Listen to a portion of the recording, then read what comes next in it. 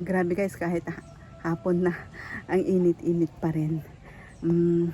Itutuloy po natin ang ating pagpropagate, paglalagay sa pole ng ating mga halaman na hindi pa natin na aayos guys.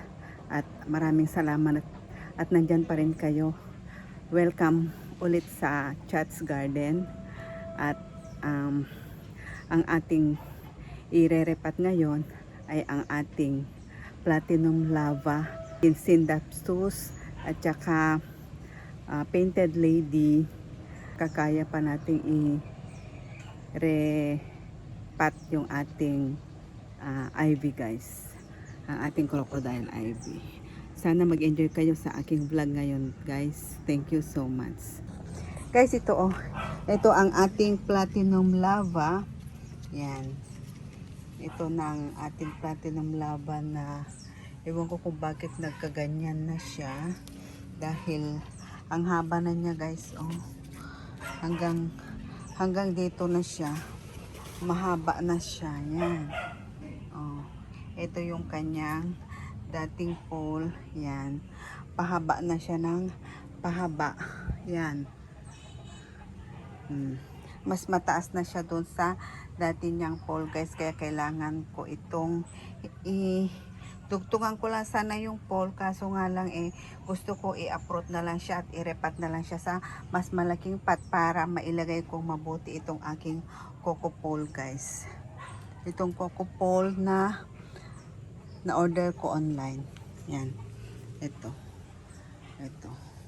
yan. Mga 4 feet ang taas nito guys. Lalagay ko siya, ang ating platinum lava. Dito ko siya ililipat. Yan, meron na siyang coco cubes doon sa ilalim. At ilalagay ko ang ating pole. Yan, worry lang kasi ako. Ito kasing lava na to, nagbe-bend na siya. Ang problema ko baka mamaya mamatay siya, dahil baka yung kanyang isa sa kanyang nodes baka maputol. Kaya kailangan ko na siyang ilipat dito sa mas malaking pot at saka mas mataas na pole. Itong platinum lava guys, paanuhin ko muna siya, pataasin ko muna siya, tapos pag medyo mataas na siya at malampasan na naman niya itong pole na to, tsaka ako magkakat node by node, isa-isa, para mag-propagate. Ngayon nag-e-enjoy pa rin ako na ganun ang itsura niya guys, na mahaba. Mainit pa rin, baka uulan ngayon. Itong platinum lava, wala naman tong problema sa akin. Yan, sobrang taas niya. Kumapit na nga siya dito sa isang pole, kaya ang gagawin ko, i-uproot ko pati yung pole. Ayan, pati yung pole isama ko, kasi kumapit na siya dito guys. Baka pag tinanggal ko sa pilitan dito sa kanyang unang pole, baka ayaw niya. Yan guys, ganyan na itsura niya. Ililipat ko siya pag itatabi ko lang din siya. Tatabi ko lang din siya doon sa yung sa dati niyang pole. Yan, ganyan ang gagawin ko. Tatali ko dito. Yan,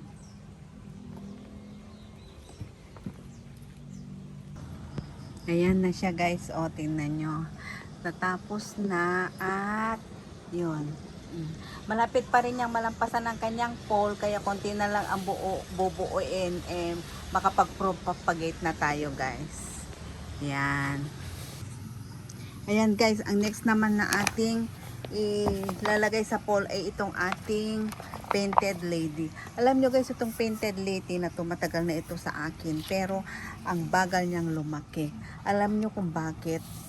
Tingnan nyo naman, hindi ko napansin, naputol pala ang kanyang pinaka main na stem guys, at ang kanyang nag-aangkor na lang at bumubuhay sa kanya ay ang kanyang mga collateral na roots na kumapit na dito sa lupa. Buti na lang ay hindi ko ito napansin kasi yan, siguro nung bumagyo medyo na partially uprooted ito, pero yan, binuhay lang niya yung sarili niya guys, kaya naka-thrive rin siya na buhay. Kaso nga lang, tingnan nyo naman, hindi siya masyadong lumaki. Gusto ko sana yung painted lady na malalaki na yung dahon niya, pero sad to say, hanggang ganito pa rin siya. Mahigit 1 year na ito sa akin. Although nung kinuha ko ito, tatlo pa lang yung dahon niya, yung mga nandun sa baba. Pero ayan, tingnan nyo, ito pa rin ang nilaki niya. Ewan ko lang kung talaga mabagal lumaki ang painted lady o kaya hindi lang talaga sila na masyadong naasikaso. Kulang sa care ang nangyari guys. Ayan guys, i-ano na natin tong ating painted lady. Ilalagay na natin dito sa ganyan.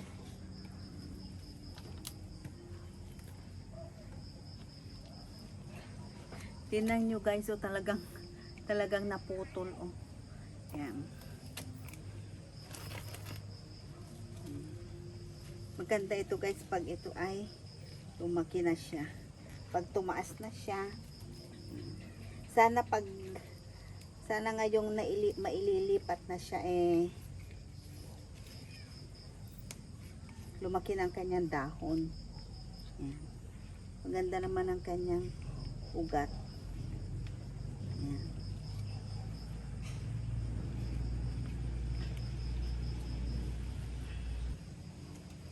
Matagal na akong hindi bumibili ng halaman guys. Ginagawa ko, nagpo-propagate na lang ako, nagre-repat-repat, ganon. Yan. Yan guys. Yan. Oh. Maganda-ganda na siya. Yan ko muna siya ilagay. Guys, tingnan nyo tong ating Josebono. Oh. Yan. Nag-bend na siya. Oh. Pero hindi naman siya nahisira. Nag-bend lang siya. Yan. Ang ganda rin ng kanyang dahon.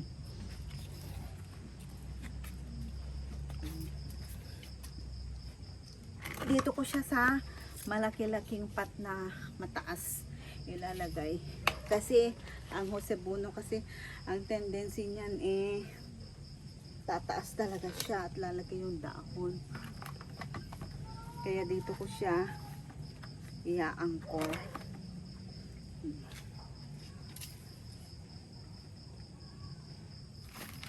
Ang gaganda ng mga Josebono guys, nakita ko na mga ka-garden, at isa rin sa mga mahal na philodendron ito noon. Pero syempre sabi ko sa inyo,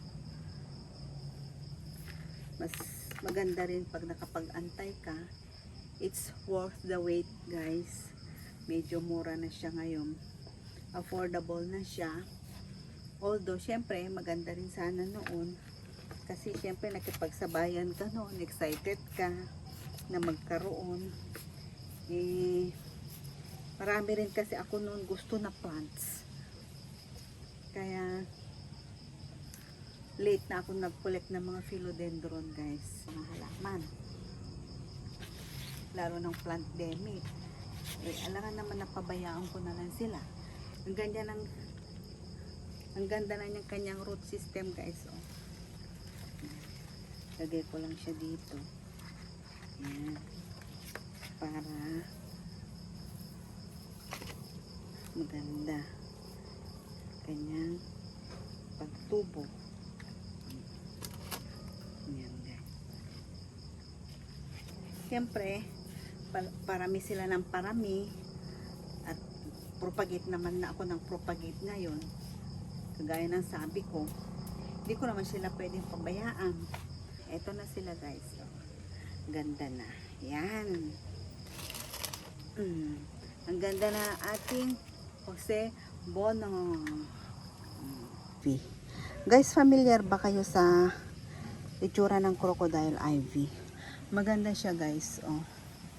Kaya siguro tinawag na crocodile ivy ay dahil dito sa kanyang crocodile pattern, crocodile skin pattern guys, na ganyan siya. Mabilis lang siyang dumami guys, para yung mga normal na ivy lang din. Yan, at masyado na siyang makapal, at ito ang kanyang pole na yan, ganyan lang ang itsura niya guys, masyado na maiksi at hindi na kaya. Yan, para ang palaya guys. O tingnan nyo, pag gumapang yan. At hindi ko alam anong gagawin ko dito, siguro ikakat ko na lang din siya yung iba, para tanim ko na lang, i-propagate ko na lang siya guys. Ayan guys, ito muna tatlo ang ating natapos ngayon. Yan, ating painted lady, ang ating platinum lava, at ang ating Jose Bono. Yan guys, ang gaganda nila. Marami pa guys, yan, ang dami ko pa ditong mga syngonium. Yan, ang dami pa akong mga syngonium na kailangan i-repat. Tingnan nyo nga yan, oh, ang ating albo, variegated na syngonium guys. Yan, ang dami pang mga syngonium dito. Yan, ang dami. Ito pa ang ating ivy na hindi ko pa mailipat-lipat dahil magulo siya. Ikakat ko muna siya guys, at magpo-propagate pa ako. Yan, itong mga halaman natin, itong mga Dieffenbachia, another syngonium, yan ang ating bilite.